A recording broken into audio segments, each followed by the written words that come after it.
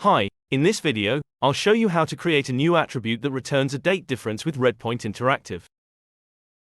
From your dashboard, simply click on the menu in the top left of your screen. Here we're going to scroll a bit down to Rules.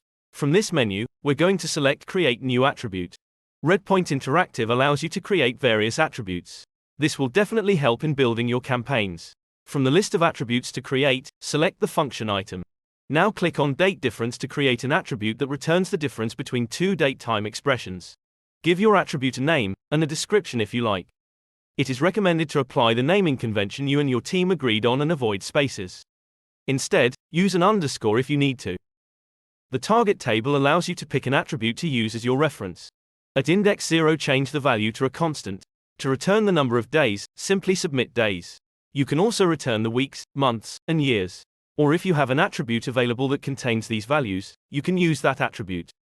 At index 1, we select the date-time attribute we want to use as a reference.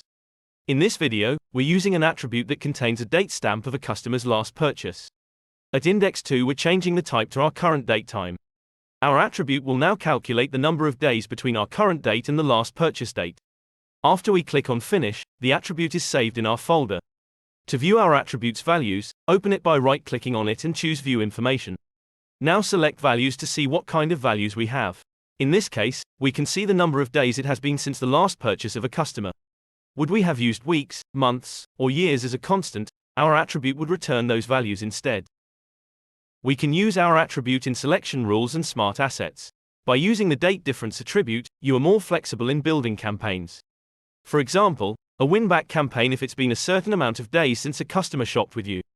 Or as a suppression rule if someone is in a certain range, and should be excluded from commercial campaigns. Thank you for watching this video. I hope it will help you to become an even greater expert in RPI.